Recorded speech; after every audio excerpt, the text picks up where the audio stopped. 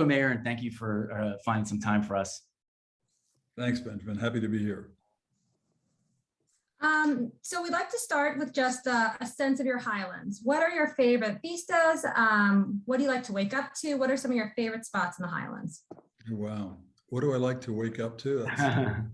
So I'm a reader, and I generally get up 5:30ish, coffee's usually ready about 5:40 when I stumble into the kitchen. And then I typically read, the three major, or read the teeny weeny, tiny whiny news journal, largely for the obituaries. I'm sorry to say, like to see that. And then it's, the Times, this Post, and grab a few articles in the Wall Street Journal. And I'm usually reading a book that captures my fancy, and I'll read that as much as I can anyway. And then, I love living in the Highlands. We're just so blessed to be here. I'll tell you what I think is what is becoming one of my real favorites in the Highlands is the Art Museum. I think they've done a wonderful job becoming not only a first-class art institution, which I suppose they've always been, but how they've related to our community writ large is really important. And so I think that they have abandoned that kind of that I don't want to mischaracterize it, but the idea that this is a cultural center for some of our people and not for everybody. I know that wasn't intended, but that's the way it kind of wound up for years. And today you get this sense of inclusion that I think is it's ennobling, and it's really important to a city that obviously is a majority minority. So I think that's great. I like our little restaurants around on the perimeter of the Highlands anyway. So yeah, no, it's great living. And I get up, and I will say that I get up every morning, most mornings, and I walk around Rockford Park first thing in the morning, come back and I do my push-ups, and now I feel like I'm ready for the day. Yeah, that was one of my next questions, Mayor. I saw you out. In fact, maybe this happens often. The guy who was kind of head craning and trying to wave, because this is maybe Tuesday morning, and we'd of course all gotten together last week for the community association. Mm-hmm. So I'm interested, how do you use that time? Like, how do you think about that time, the walk around the community? Well, I will tell you, it's that. To me, that's a great question, because I think I have a great answer for me. And that is that, first of all, I've never been a walker my whole life. Walker, so I was always more athletic. So I was always running, biking, or do something that seemed to be more strenuous. And since I had my heart surgery, I had to walk because I couldn't go do that other stuff yet. Sure. And what I found about walking was an almost spiritual half hour of my day. I mean, it was just such a, I do use my earphones, and so I listen to music. I listen to the opera, I listen to classical music, and I also listen to Queen. So, there's a fairly good range, but I'm in a heavenly place when I go out there. And I like seeing people, and I like saying hi. I mean, I like to engage with folks. So I'm almost disappointed if I don't see somebody who wants to stop me and talk about something that's going on. So it's a special time of day for me. Yeah.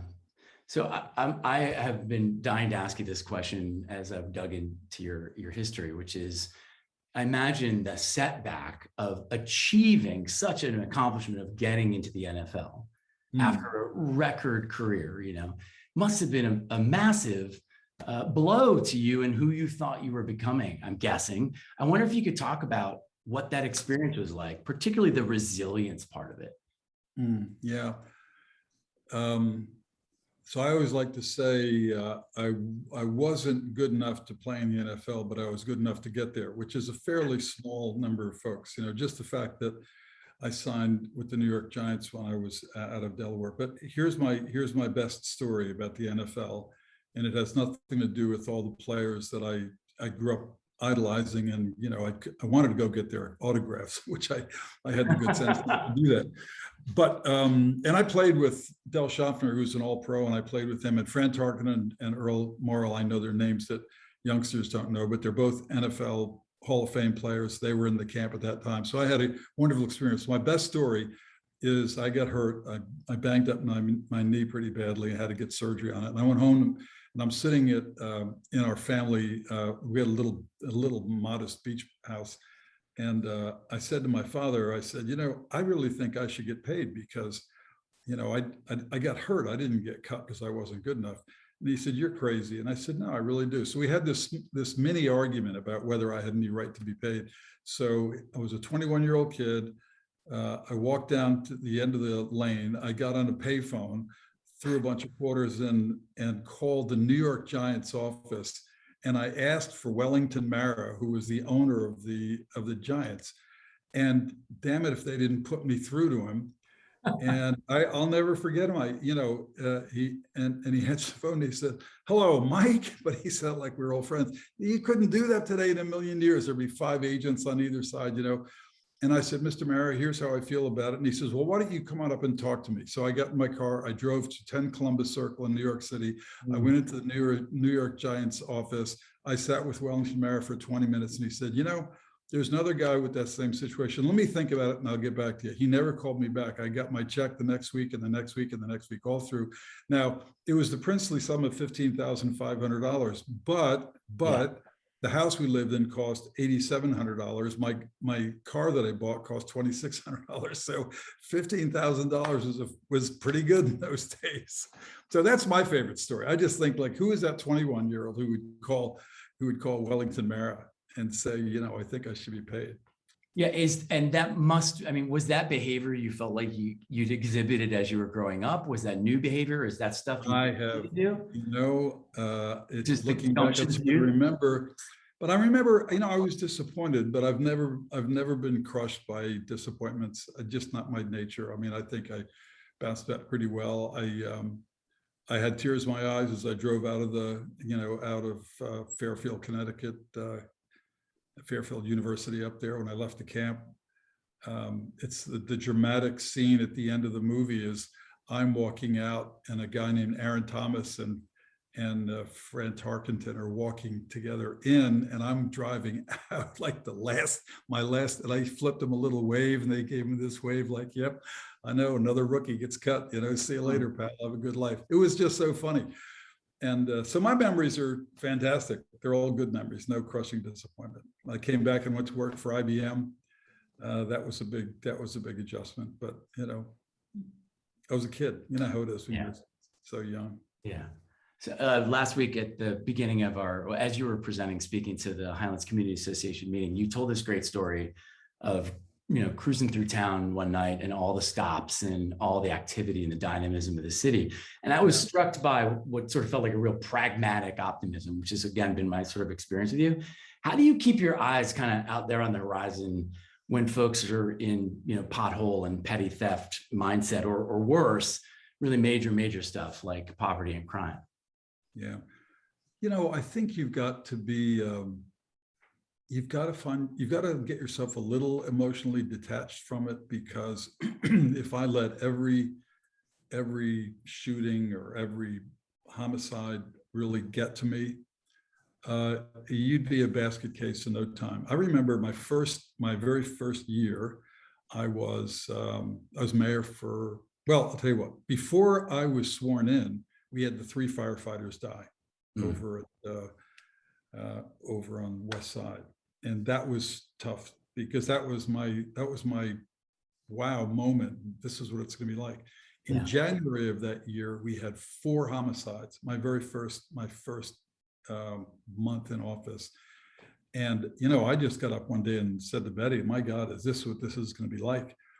The hardest one was a little boy named Bannon, a 6-year-old boy who was shot. He wasn't killed, but he was basically, his life was taken from him because he had brain injury.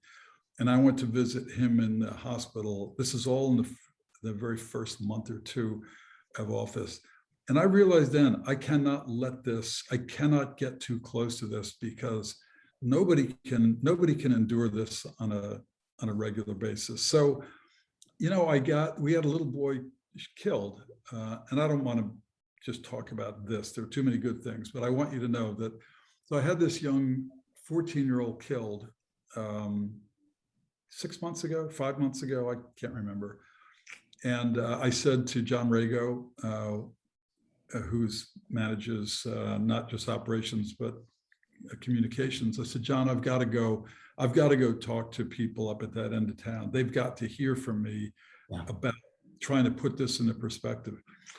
And so I like to characterize this as my best C+ performance in my life. That is that I wasn't great, but I stood in front of 200 people and I tried to explain, 200 hurting, angry, dispirited people who wanted to lash out at somebody, and I was a convenient person to do it to. And they just told me, they just wanted to say, I don't want to hear all of your statistics and all the investment you're going to make. I want to know what you're going to do to keep these kids from killing each other. Well, I'm sorry, I don't know whose pay grade that is, but I'm not there right now. But I did that, and I honestly, when it was over, I don't think I never felt better about being mayor than that night that I stood there and took a bunch of body shots from people who were just angry and wanted to be angry with somebody. Mm-hmm. Now, I prepared for that. Before we said I never prepare. Well, I prepared a lot for that because it was important to say the right things, at least the best of my ability. So getting all the way back to the first part of this is that, how do you manage the highs and the lows? I think you can't let the lows take you to your knees because they're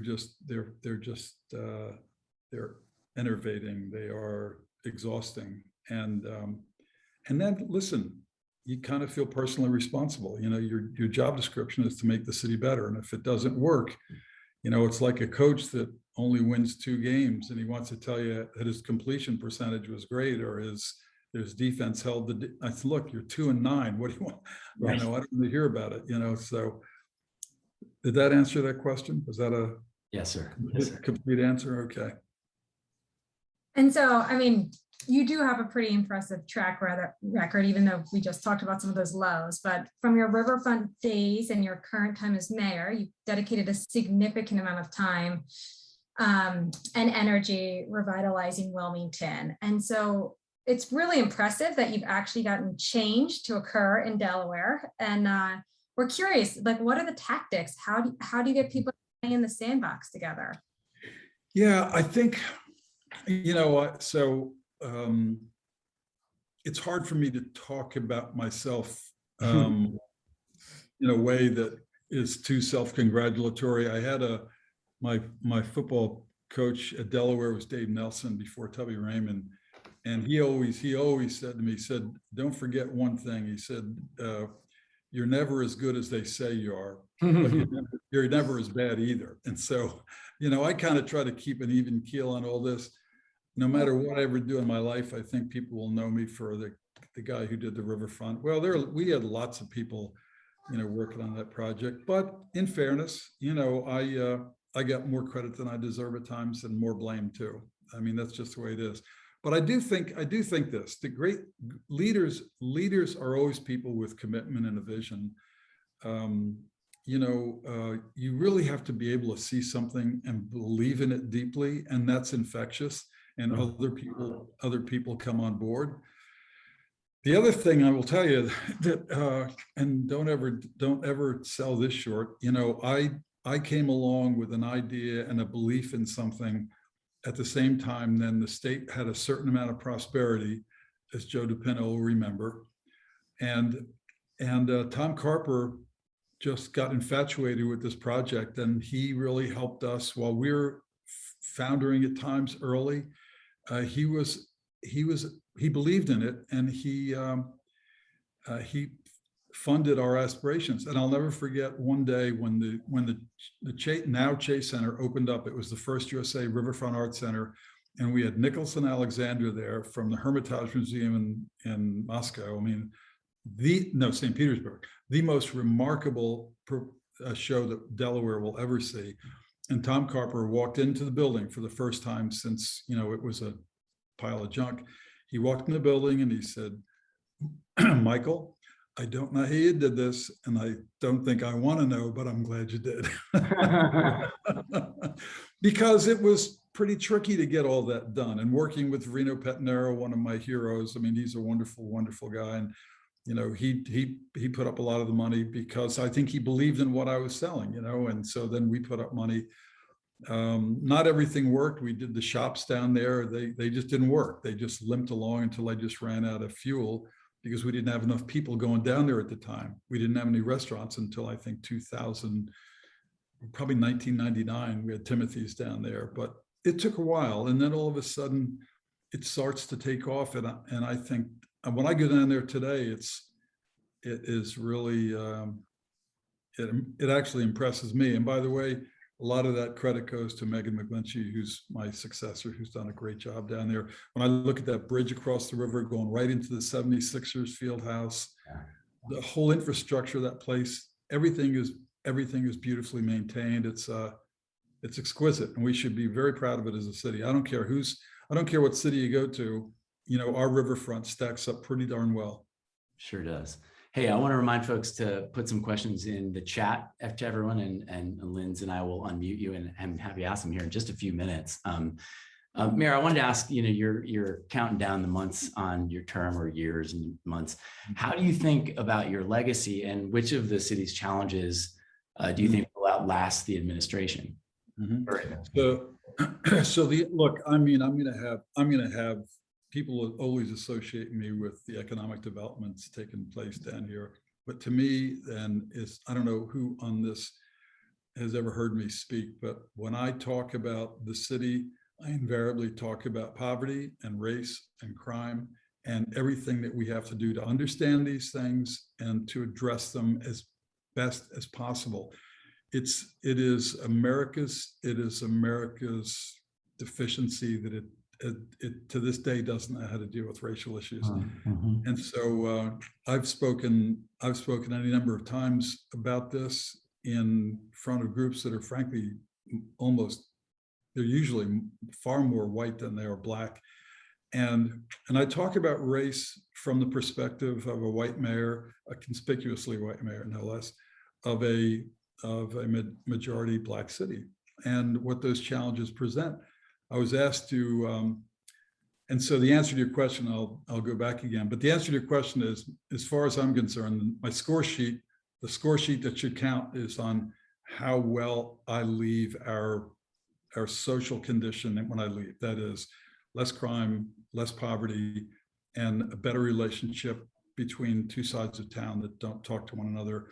I always say you can't learn to love somebody from across the street. Yep. And that's what we do. You know, we have relationships of people of a different race, but we have very little of the intimacy and the affection that makes for real strong cultural growth and reconciliation. And that's kind of where we are. So, you know, I may be the wrong vessel to do this, but we're stuck with me. It's all we've got right now, and I'm doing my very best to try to figure out how to do this. I spoke to, it's funny, Chip Rossi called me one day and said, he said, we have this thing called Courageous Conversations, and I would like you to speak to our senior management people about being the black mayor, the white mayor of a black city. And I first said, sure, I'll do it. And then I called him back and I said, you're crazy. I'm not doing this, you know, and the reason is because I know how easy it is to step on a landmine when you're talking about these issues. And so I called him back later, or he called me, and I said, okay, I agree to do it. And so it took me probably 2 or 3 weeks to prepare a speech that I was willing to give to these folks. And they had about 900 people on this call. So it's wow. It was, and yeah, they had them throughout the company, and it's kind of mid to upper management. And I think I was so happy with the way it worked, because the thing that's so effective about my talk when I talk about these things are examples of how people hear the same thing, how they look at the same thing to 2 different lenses. And I gave everybody examples that I've experienced down here. And they're very penetrating examples. They're things that people never think of. But I tell them, anytime you try to use your white middle class brain to understand the Black experience in America, you will be wrong. Mm.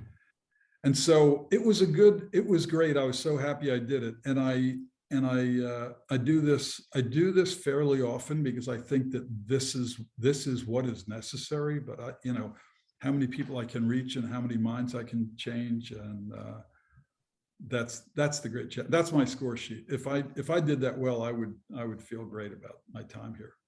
Well, as I asked the audience, folks assembled to ping us some questions, it's a beautiful transition, Mayor, to the question I prepared next, which is, you're directing much of the American Rescue Plan funding to cleaning up, priority neighborhoods like Riverside. So much great work happening there with Charlie McDowell, Logan Herring, and so many great folks pitching in. I'm interested in your assessment of our neighborhood's participation in making the city a better place. I'm the new guy, so you could give an A+, or you could say, hey, it's a C-. We got work to do. And I'm also interested in how we as an organization, the Highlands Community Association, can do a better job, making our way towards one healed city. Well, I think the best way, and it takes me back to my comment about the art museum. The best way is to be welcoming to people. The worst way, and I'm going out on a limb here because I'll probably offend somebody, but the kinds of things that are a little patronizing and a little condescending, like let's go clean up somebody else's neighborhood, doesn't make me very comfortable. I mean, and yet but at the same time, people are really giving of themselves, but they're doing it in a way that is perceived in a very different way. And so, but what would be the flip side of that, which is such a good thing, is to welcome people into your neighborhood, to welcome people to the art museum, to have events where you are telling people, hey, we want you here. You're welcome here. That's really important. Much more important than saying, let's have a corporate event where a bunch of people run down and clean up a park in a community, which the next morning will have syringes and every other garbage there anyway. And it just sends, to me, I find it to be very condescending, and that's just the way I read it anyway. But I think there are any number of people I've talked to about it feel the same way. And yet there are people really trying hard to do something important. The other thing is, we have some very good organizations that are doing good work, and they certainly can use help. They can use help from people of our community, people of means, people who have skills. I think, this is a reach, and I don't expect that this is necessarily right on point, but I talked today with folks who I think are experts in this general conversation.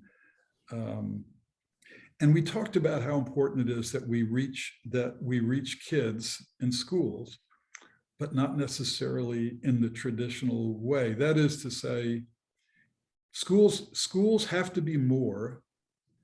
They have to be more than places of traditional learning, because many of the kids who are dropping out and doing the wrong things are kids who find the traditional learning experience to be intimidating and degrading.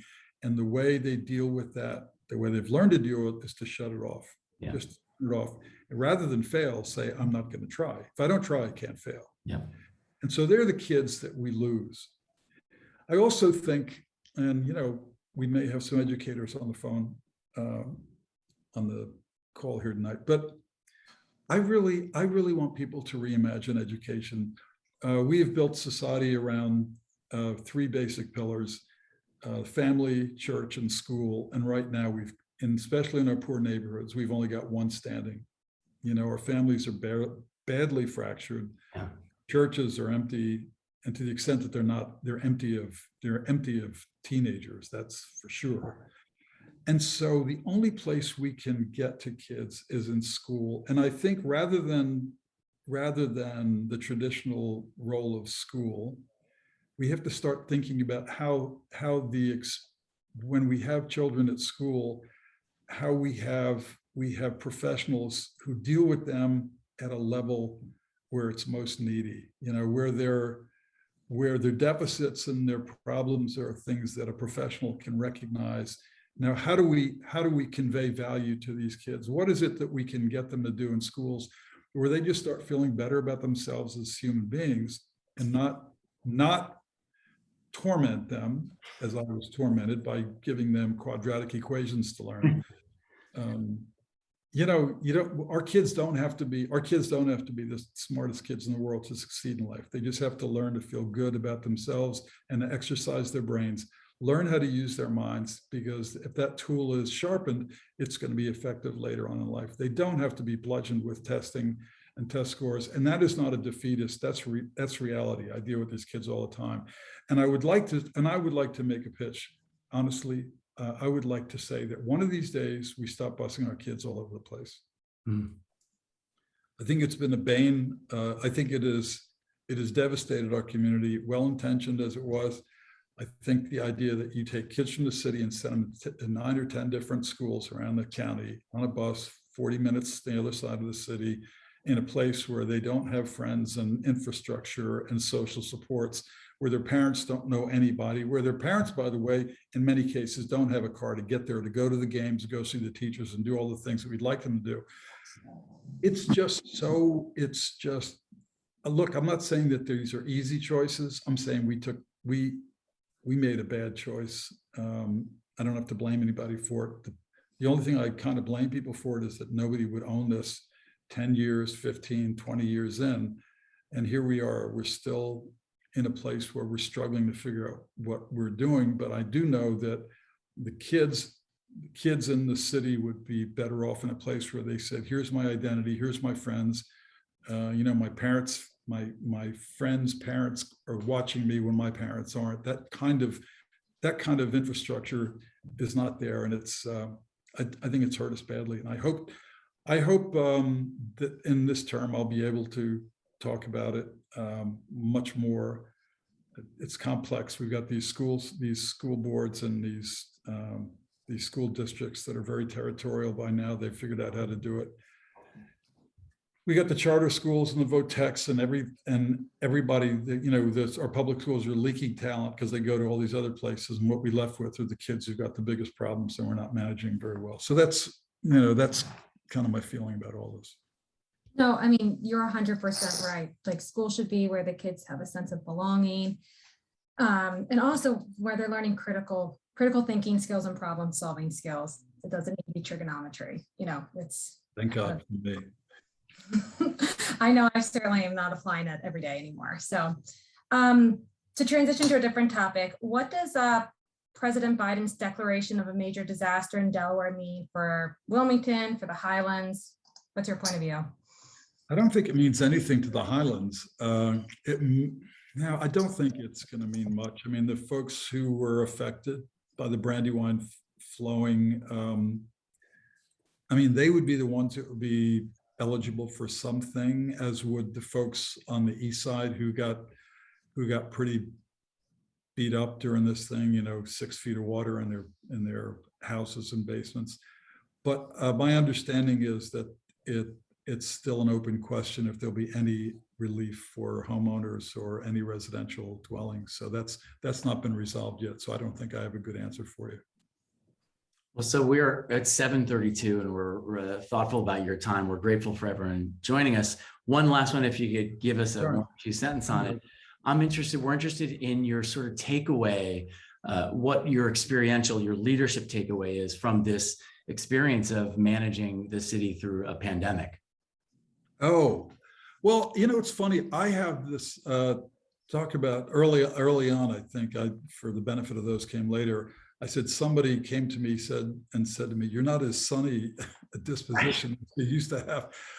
I have a much more optimistic view of the pandemic all of a sudden. I think that as difficult as it has been, I think as we work our way through it, we're going to wind up, I think, with a better society, a very changed society. I read a book by Scott, what's his last name? Scott Galloway. It's called Post-Corona. And the thesis of the book is that 10 years of change got compressed into 1 year. that what we were going to go through in 10 years was going to happen in this 1 year.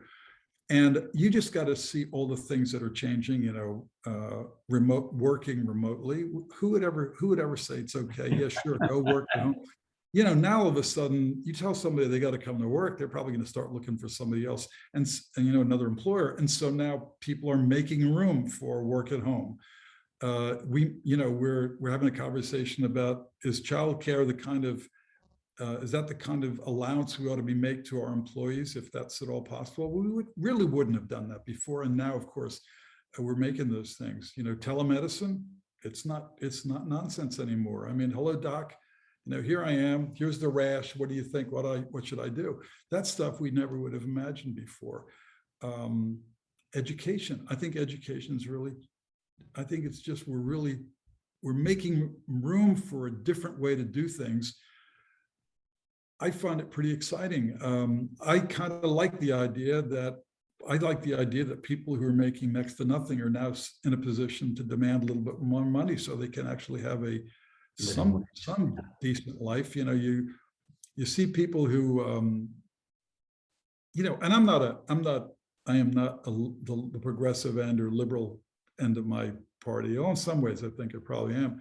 But so this isn't an ideological wacky guy you're talking to. I'm just saying people who work hard just ought to have a halfway decent life. I mean, they just shouldn't be impoverished in spite of working as hard as they do.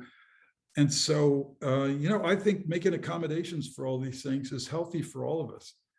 And so I personally, it creates inconveniences for us. It creates problems for us. But I think it's going to be great. I think when we come out of this, we're going to be in a much better place, and we'll be a better society if we can get through the political and that whole earthquake that we're going through. Yeah. If we can learn to be a little civil, I think it's a much better world when we get through this. So, here I am, Mr. Sunny. Well, we're so grateful that you joined us and shared your time with us tonight, Mayor. Thank you very much. Thanks to everyone who joined us on the line. Join us next Wednesday night, same time. We welcome neighbor Charlie McDowell and his colleague Logan Herring from Reach Riverside. And then the following Wednesday, local entrepreneur Vince Kirshner, and more to come. So, Lindsay. Don't forget to visit our website, highlandscommunityassociation.org, and we look forward to sharing more information and stories and hopefully a video of this podcast. Thank you, Mayor. See you, Lindsay. All right. Good night, everybody. Bye.